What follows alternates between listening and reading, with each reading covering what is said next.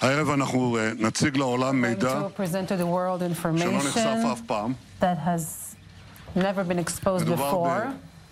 הישג מודיעיני We're talking about מן an הגדולים שידעה מדינת intelligence ישראל. achievements, one of the biggest ever כיוון שאני רוצה in the state of Israel. שהקהילה And הבינלאומית since I wish the international community to hear and understand everything I'm about to say, I'll start by speaking English and later on in Hebrew. Good evening. Tonight we're going to show you something that the world has never seen before. Tonight, we are going to reveal new and conclusive proof of the secret nuclear weapons program that Iran has been hiding for years from the international community in its secret atomic archive. We're going to show you Iran's secret nuclear files. You may well know that Iran's leaders repeatedly deny ever pursuing nuclear weapons. You can listen to Iran's Supreme Leader, Ali Khamenei. I stress that the Islamic Republic has never been after nuclear weapons. You can listen to Iran's President, Hassan Rouhani.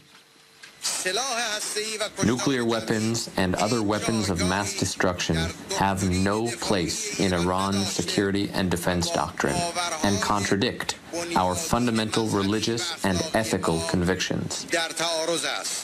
This is repeated by Iran's Foreign Minister, Javad Zarif. We didn't have any program to develop nuclear weapons. Anyway, we consider nuclear weapons both irrational as well as immoral. Well, tonight I'm here to tell you one thing. Iran lied. Big time.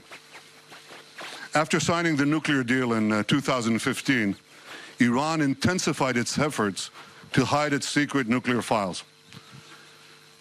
In 2017, Iran moved its nuclear weapons files to a highly secret location in Tehran.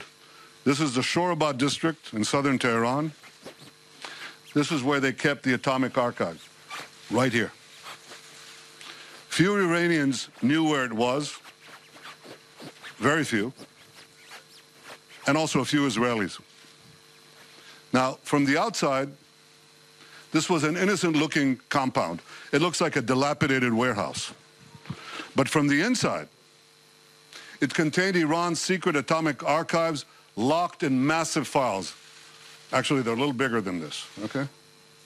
A few weeks ago, in a great intelligence achievement, Israel obtained half a ton of the material inside these vaults. And here's what we got. 55,000 pages. Another 55,000 files on 183 CDs.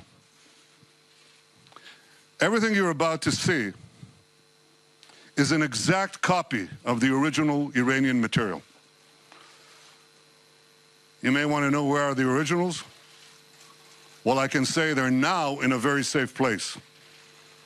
Here's what the files included: incriminating documents, incriminating charts, incriminating presentations, incriminating blueprints, incriminating photos, incriminating videos, and more.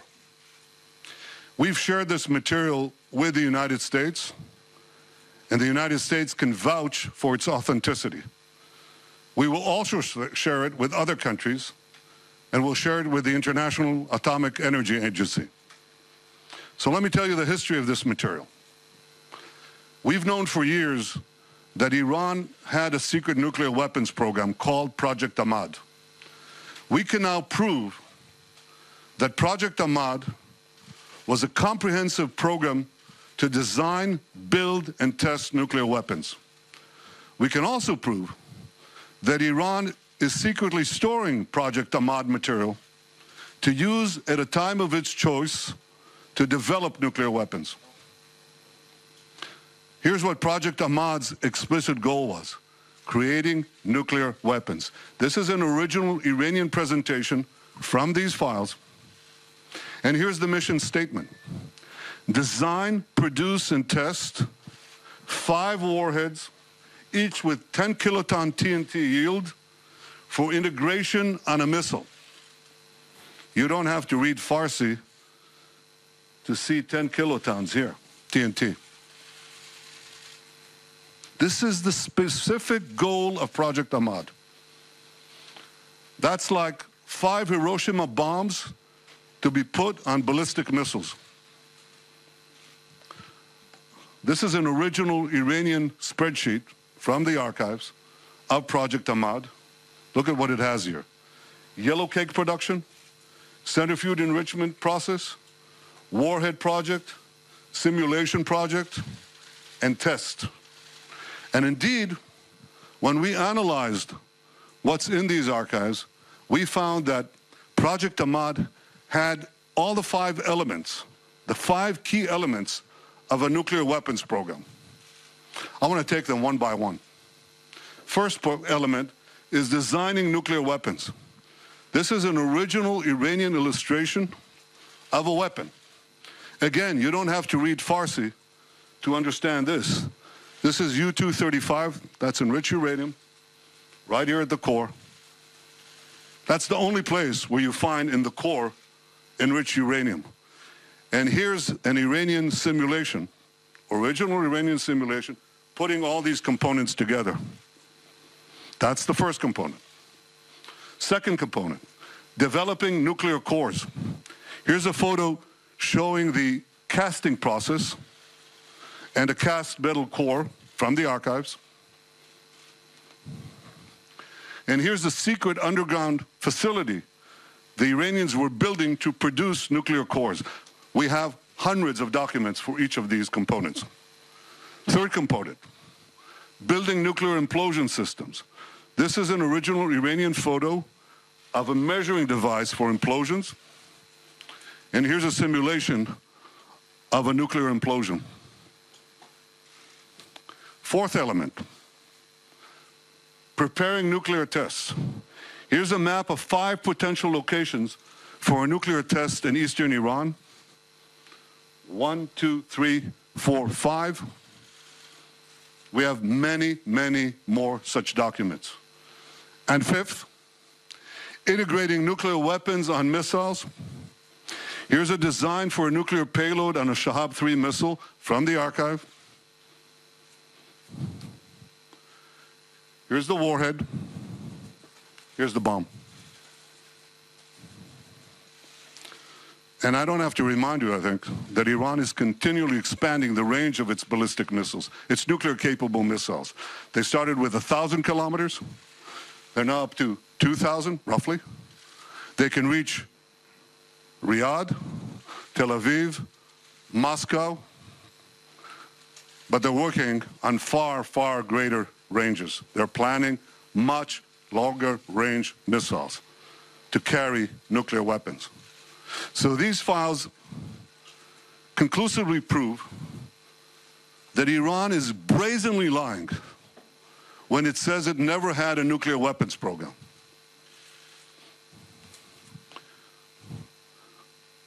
The files prove that. But here's what happened next. Iran was faced with mounting pressure in 2003. You remember that. That was following the Gulf War. So it was forced to shelve Project Ahmad. But it didn't shelve its nuclear ambitions. So Iran devised a plan to do 2 things. First, to preserve the nuclear know-how from Project Ahmad. And second, to further develop its nuclear weapons-related capabilities. That plan came directly from Iran's top leadership. Here's another document from the archive. This is following the new directive of Iran's Minister of Defense, Mr. Shamkhani. Today is the director of the National Security Council. Following the new directive of Iran's Minister of Defense, the work would be split into 2 parts, covert and overt. A key part of the plan was to form new organizations to continue the work. This is how Dr. Mohsen Fakhrizadeh, head of Project Ahmad, put it. Remember that name, Fakhrizadeh. So here's his directive. It's right here. And he says, the general aim is to announce the closure of Project Ahmad, but then he adds, special activities, you know what that is, special activities will be carried out under the title of scientific know-how developments. And in fact, this is exactly what Iran proceeded to do. It continued this work in a series of organizations over the years. And today, in 2010 or 2018, this work is carried out by Sapand. That's an organization inside Iran's defense ministry. And you will not be surprised to hear that Sapand is led by the same person who led Project Ahmad, Dr. Fakhrizadeh, and also, not coincidentally, many of Sapand's key personnel worked under Fakhrizadeh on Project Ahmad. So this atomic archive clearly shows that Iran planned at the highest levels to continue work related to nuclear weapons under different guises and using the same personnel. I want to give you another example of Iran's nuclear weapons-related activities that continued after Project Ahmad. You all remember the Fordow facility? Can you show that? Fordow uranium enrichment facility. This was a secret underground enrichment facility that the Iranians built under a mountain. You don't put thousands of centrifuges under a mountain to produce medical isotopes. You put them there for one reason: nuclear weapons, enrichment for nuclear weapons. But the files show that Fordow was designed from the get-go for nuclear weapons as part of Project Ahmad. Here's an original Iranian blueprint of Fordow. And what happened was that Iran continued to build Fordow years, secretly build it, years after Project Ahmad ended. Here's what it looks like. That's the entrance. It goes under a mountain. You also will not be surprised that Iran insisted on keeping Fordow. And amazingly, the nuclear deal enabled it to do it.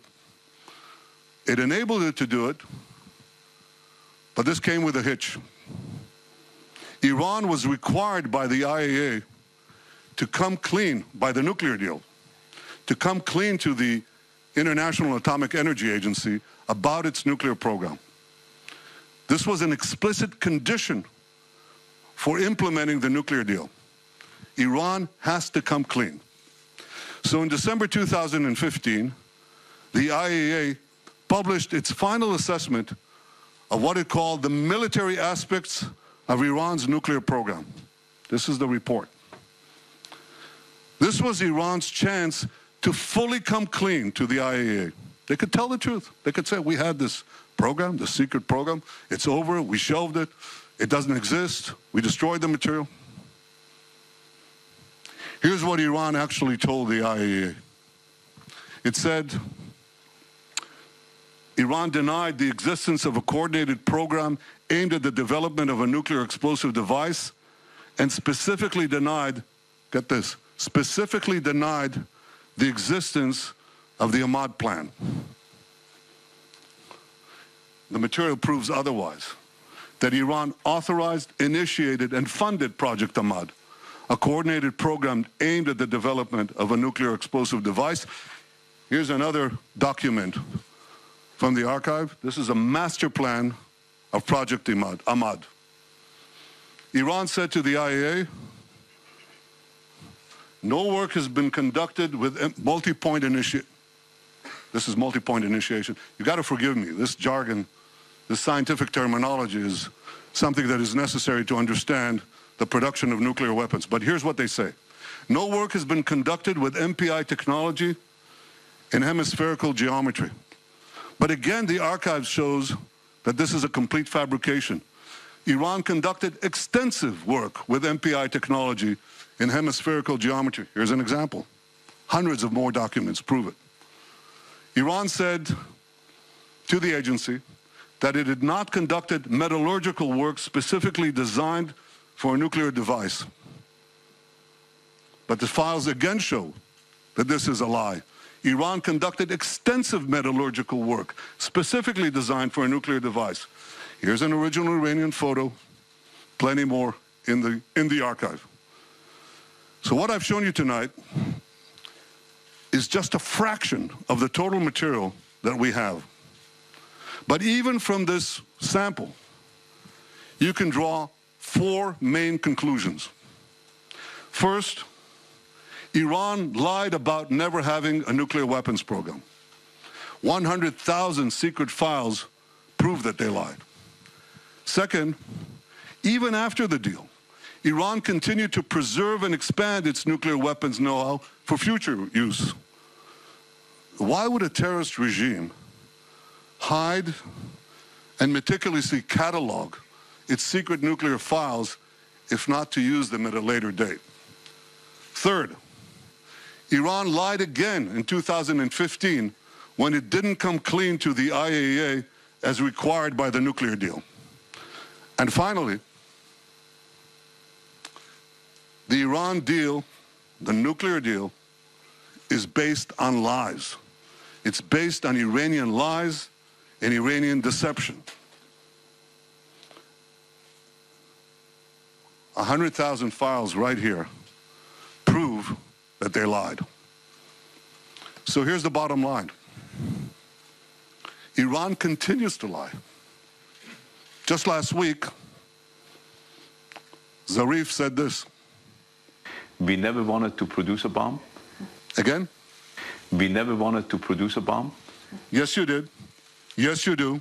And the Atomic Archive proves it. The nuclear deal gives Iran a clear path to an atomic arsenal. It does so because it gives them the three components that are necessary to produce this arsenal. First, unlimited enrichment in a few years. And they plan to do that. They plan to have several 100,000 advanced centrifuges with which they can enrich mountains of uranium for that core that I showed you before, for many, many such cores. Second, it completely fails to address Iran's continuing development of ballistic missiles. And third, and this is new, it completely fails to address Iran's secret nuclear bomb program and its advanced work on weaponization. We just did. So this is a terrible deal. It should never have been concluded. And in a few days' time, President Trump will make his decision on what to do with the nuclear deal. I'm sure he'll do the right thing. The right thing for the United States, the right thing for Israel, and the right thing for the peace of the world. To have exposed an intelligent achievement, one of the most important ones to the State of Israel. We have exposed the secret archive of the Iranian nuclear program. We have had this material for several weeks now. It is exposing over 100,000 documents, secret documents of the Iranian regime. These secret files clearly show the activities Iran has done in order to obtain nuclear weapons. They prove that Iran lied to the world up front so that the powers would approve the nuclear deal. This deal paves Iran's way to a whole arsenal of nuclear bombs. It also enables Iran to receive billions and billions of dollars that finance its aggression against Israel, as well as against other countries in the Middle East. By exposing these documents, Israel is doing a great service. We are doing great service not only for our own security, but also for many other countries' security in the region. In several days' time, President Trump will announce his decision regarding the nuclear deal with Iran. And I'm certain that he will make the right decision for the United States, for Israel, the right decision for the security of the entire world. Thank you very much.